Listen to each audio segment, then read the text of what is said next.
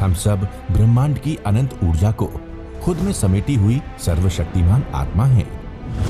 हम सब में आत्म तत्व विद्यमान है। हमारे पुरखों ने ध्यान से समदृष्टा बनकर पूरी मानव जाति के कल्याण का बीड़ा उठाया है।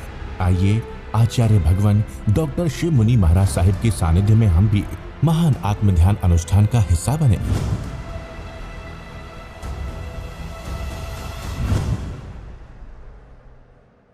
आत्म ध्यान की साधना के महायज्ञ की दिव्य ज्योति निरंतर प्रज्वलित है।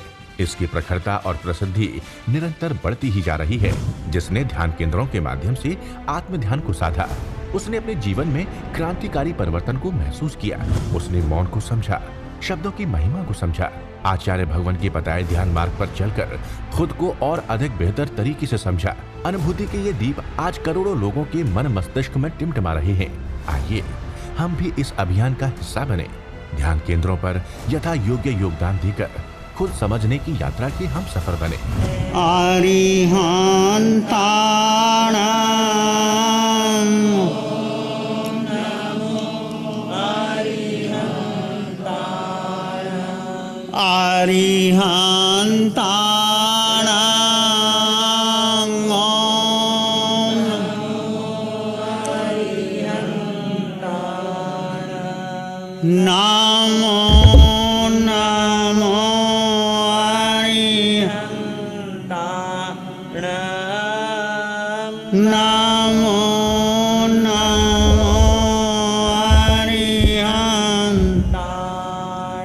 अरिहंत परमात्मा महाविधि क्षेत्र में विराजमान, जिनकी अनंत अनंत कृपा हम सब पर बरस रही, उस प्रभु की अनंत करुणा, अनंत मैत्री, अनंत ज्ञान, अनंत साधना को अनंत अनंत नमन।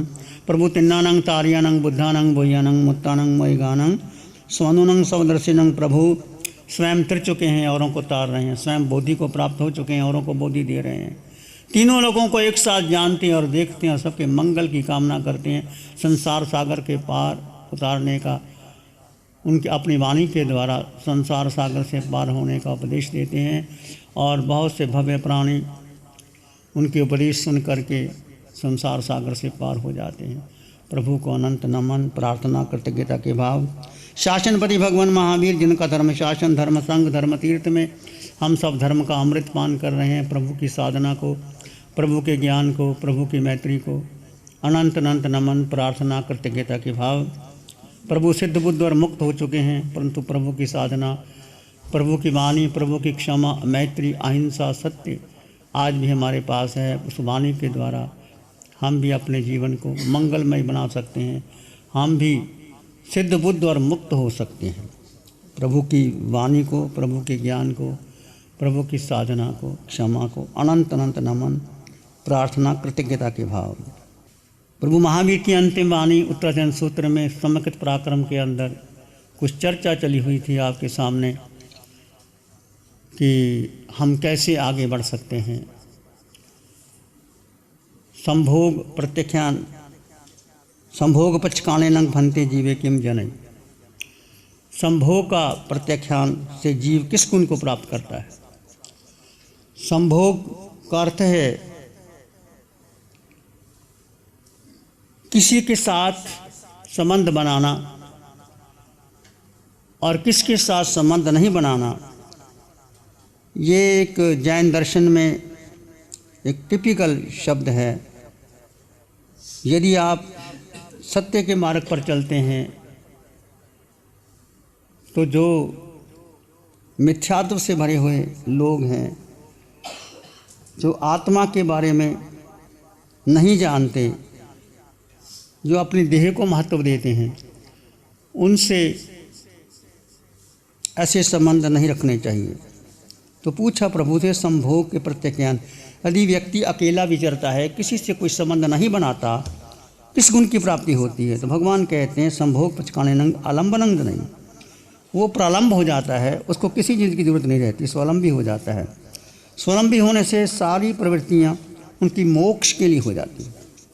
वह अपने लाभ में संतुष्ट हो जाता है, पर के लाभ का आस्वादन उपभोग नहीं करता, कल्पना नहीं करता, इच्छा नहीं करता, प्रार्थना नहीं करता, अभिलाषा नहीं करता।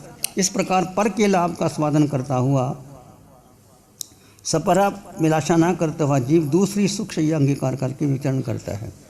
कहने का अर्थ है, यदि आपने अपने जीवन का लक्ष्य सिद्धालय बना लिया कि मुझे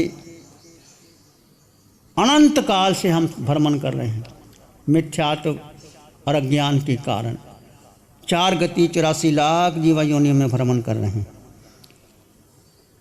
उस भ्रमण से छुटकारा पाने के लिए एकत्व भावना का पोषण कीजिए कि जीव अकेला आया है, अकेला ही जाएगा, कोई संगी साथी आपका नहीं। 4 गति 84 लाख जीवा योनि में मैंने और आपने अनंत अनंत बार जन्म और मरण किया, कभी पुण्य कभी पाप, कभी पाप कभी पुण्य। पुण्य कमाया तो देवलोकों में जाए, राजा महाराजा बन गए, सेठ साहूकार बन गए। पाप कमाया तो पशु गति मिली, और पाप कमाया तो नरक के नेरिया बने। ऐसे हम सब अपनी देह को महत्व देते हुए, सत्य को ना जानते हुए जीवन की यात्रा कर रहे हैं। तो आगम में उल्लेख आता है कि 3 अवस्थाओं में मुनि अकेला विचरण कर सकता है। कैसे विहार कर सकता है अकेला? प्रतिमा स्वीकार करने वाला मुनि यदि वो प्रतिमा धारण करता है तो अकेला विचरण कर सकता है। जिन कल्प की मर्यादा को स्वीकार करने वाला या मासिक आदि भिक्षु प्रतिमाएं स्वीकार करने वाला, वो अकेला विचरण कर सकता है। ठानंग सूत्र में एकल विहारी मुनिराज के 8 गुणों की वर्णन किया है। एकल विहारी कोई मुनि है तो श्रद्धावान होना चाहिए,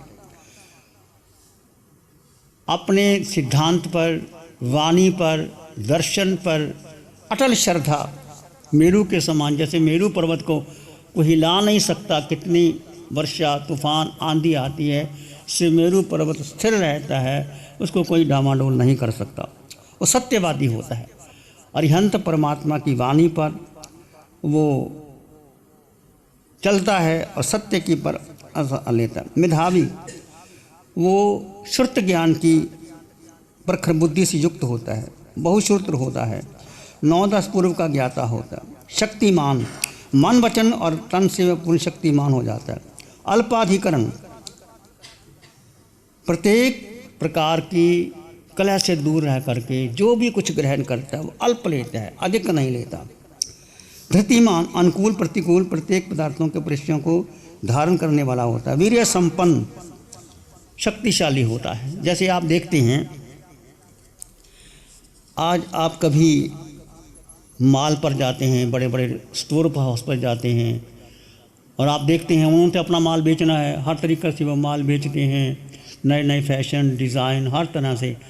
चाहे आप ज्वेलरी की दुकान पर जाओ, चाहे आप कपड़े की दुकान पर जाओ, चाहे और किसी दुकान पर जाओ, और आप देखते हैं कि नई से नई वैरायटी मिलती है और आप सामान इकट्ठा करके ले आते हैं और कहाँ भर करके अपनी अलमारी में भर देते हैं। और आपको पता है बहुत सामान पड़ा है, 20-25 तो साड़ियाँ या सूट पड़े ही हुए हैं और भी सामान पड़ा हुआ है, फिर भी फैशन के अनुसार आप लाते ही लाते रहते हैं। ये क्या है?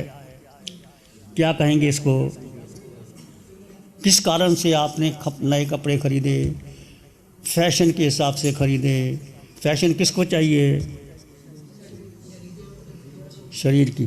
तो शरीर की आसक्ति के लिए जो भी आप रम शरम करते हैं, अच्छा आपने तो कपड़े खरीद लिए, ऐसे गरीब लोग हैं उनके पास 2 कपड़े भी नहीं हैं, तो उनका गुजारा कैसे होगा? माना कि आपके पास पैसे बहुत है, ठीक है, बस पैसे का सदुपयोग करना चाहिए। दान का या तो दान कर लो या उपभोग कर लो या नष्ट हो जाता है दान। 3 ही चीज़ें, दान, भोग और नाश। यदि आपके पास धन संपत्ति है, कुछ भी है, हीरे जवाहरात है, सोना चांदी है और है, तो या तो आप उसका उपभोग कर लो या दान कर लो, और नहीं तो फिर वो नष्ट होने वाला ही है। ऐसा एक न्यायमूर्ति रानाडे, एक हाई कोर्ट के जज हुए। वो पुराने ज़माने में घोड़ा गाड़ी हुआ करती थी, घोड़ा गाड़ी पर बैठ करके वो सुबह सुबह भ्रमण कर रहे थे। उसने एक व्यक्ति गरीब को देखा कि वो गोबर से अन्न के दाने निकाल करके इकट्ठे कर रहा है। हाई कोर्ट के जज को बड़ा ख्याल हुआ कि मैं घोड़ा गड्डी पर बैठ करके घूम रहा हूँ, एक ऐसा गरीब आदमी वो गोबर से भी वो अन्न निकाल करके दाने निकाल रहा है। उसको बहुत ठेस लगी, और ठेस लगी तो सीधा वो उसको नीचे उतरा, अपने घर में ले गया, उसकी व्यवस्था की, उसको धन दिया, उसकी गरीबी को दूर कर दिया। फिर उन्होंने सोचा कि मैं जज होकर के क्या न्याय करूँगा, मैं गरीबों की सेवा करनी चाहिए। तो उन्होंने उस घटना के बाद अपनी नौकरी त्याग दी और सारा समय गरीबों की सेवा में लग गए। ऐसे भी कोई कोई होते हैं। महात्मा गांधी को देखो, सूटेड बूटेड थे, अफ्रीका से पढ़ कर के आए, जीत के आए। जब उन्होंने देखा, एक बार गांधी सभा कर रहे थे, एक युवती बहुत गरीब थी, उसके पास तन ढकने के लिए पूरी साड़ी भी नहीं थी, बड़ी संकोच से उसने अपनी साड़ी को रखा। तो गांधी ने उसको पूछा बात की कि माँ, ये आप कपड़े तो ढंग से पहनने चाहिए। उसकी आंखों में आंसू आ गए कि मेरे पास कपड़े होते तो मैं पहन के ना आती, मेरे पास कोई साड़ी नहीं। मुझे पता लगा कि बापू गांधी आ रहे हैं, मैं उनको सुनने के लिए आई थी, पर मेरे पास कोई कपड़े नहीं थे इसलिए। तो गांधी के मन में ठेस लगी कि मेरी भारत की माँ और नारी, उसके पास तन ढकने के लिए एक साड़ी नहीं है, तो मैं सूटिड बूटिड होकर के मेरा क्या अधिकार है। उस दिन से गांधी ने अपना सूट बूट टाई निकाल करके एक लंगोटी और लाठी के सहारे पूरा जीवन बता दिया। आज हम उसको बापू गांधी कहते हैं। क्यों कहते हैं? उनके पास कोई प्राइम मिनिस्टर की कुर्सी नहीं थी, राष्ट्रपति का पद नहीं था, कोई बैंक बैलेंस नहीं था, कुछ नहीं था, पर उन्होंने पूरे दिल पर राज्य किया। आज तो हमारे पास जो भी नोट हैं, 1000 के है, 2000 तो है नहीं, 500 के है, 50 रुपए के, किसकी छाप है? गांधी की छाप के बिना तुम्हारे नोट की वैल्यू क्या है? तो महत्व किसका है? बोलो, किसका महत्व है? त्याग का महत्व है। त्याग, तुम्हारे पास जो है वो किसी को दे दो, ऐसी उत्कृष्ट भावना। आज भामाशाह का नाम क्यों लिया जाता है? राणा प्रताप और अकबर समझौता करता ही रहा, कितने भोजे, पर महाराणा प्रताप अड़ा रहा अपनी वीर भूमि के लिए, और बहुत से लोगों ने समझौते करके राज्य ले लिए। कहते एक बार तो उसके पास कुछ भी नहीं था, घास की रोटी बनाई और वो खाने लगा तो एक बंदर आया, जब बिल्ला आया लेके चला गया, टूट गया वो। कहते मेरे पास कुछ भी नहीं, मैं क्या करूं? फिर भामाशाह को पता लगा, आबू के अंदर भामाशाह मंदिर बनाने वाला था, नींव भर दी, मंदिर नहीं बनाया, और सारे पैसे कहते 12.5 साल तक इतना उनके पास राशन था जो सबको सेना को दे दिया उसने। सेनापति था, हीरे जवाहरात थे, सोना चांदी चलता था, सब दे दिया। आज राणा प्रताप के साथ भामाशाह का नाम आता। भामाशाह ना देता तो राणा प्रताप की क्या? ऐसी स्थिति में देश की रक्षा के लिए यदि हम धन देते हैं तो और बहुत बड़ी बात होती है। ऐसे कहते हैं अमेरिका में 2 मित्र जा रहे थे, रास्ते में एक लंगड़ा मनुष्य बैठा था। दोनों मित्र ने उस लंगड़े पर दया आई, उसने अपनी जेब से कुछ रुपए निकाल करके दिए। यह देखकर दूसरे ने कहा कि तुमने उसकी सहायता तो कर दी, परंतु उसके अपंग को दूर तो नहीं किया ना, रुपए दे दिए, भोजन कर लिया, तो उसके अपंग को दूर करने के लिए तुमने क्या किया? दूसरे व्यक्ति ने उस अपंग व्यक्ति को अपने घर में ले गया, उसका पैर, लकड़ी का पैर, रबड़ का पैर लगाया, उसको हुनर सिखाया, उसको विधि बताई कि ऐसे ऐसे करके तुम काम करो और तुम्हारा जीवन ठीक हो सकता। और देव के द्वारा उसने उसका ठीक किया और उसको रोजगारी दी। तो कहने का अर्थ है, आप धन देते हो, अच्छी बात है। धन देने के बाद उस व्यक्ति को यदि आप ऊपर उठा देते हो तो उसका कर्जा चुकाया नहीं जा सकता। ठानंग सूत्र के अंदर आता है, माता पिता का और गुरु का बदला कभी चुकाया नहीं जा सकता। चौथा, जो आपके पास सेवक है, उस सेवक को तुम अपने समान बना देते हो, ऊंचा उठा देते हो, तो उसका बदला कभी चुकाया नहीं जा सकता। यदि आपके पास कुछ है, उसको यदि आप दे देते हो तो अमर हो जाते हैं।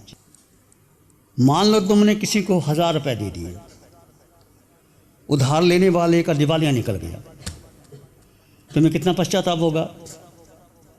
1000 रुपये दिए थे, दिवाला निकल गया।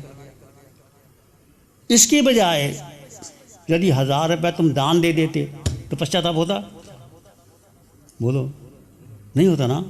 मैंने 1000 रुपये दिए, उसका दिवालिया निकल गया, अब वो क्या देगा? नमो अरिहंतानंग, नमो सिद्धानंग, नमो आयरियानंग, नमो उवज्जायानंग, नमो लोय सब साहुनंग, धम्मो मंगल मुखिठम अहिंसा संयमो तवो देवावीतंग नमं शांति। जस धम्मे श्यामनो श्री चत्तारी मंगलम, अरहंता मंगलम, सिद्धा मंगलम, साहु मंगलम, केवली पाणत्तो धम्मो मंगलम। चत्तारी लोगोत्तम, अरहंता लोगोत्तम, सिद्धा लोगोत्तम, साहु लोगोत्तम, केवली पाणत्तो धम्मो लोगोत्तम। चत्तारी शरणं पवज्जामि, अरहन्ते शरणं पवज्जामि, सिद्धे शरणं पवज्जामि, साहु शरणं पवज्जामि, केवली पाणत्तं धम्मं शरणं पवज्जामि। चार है शरण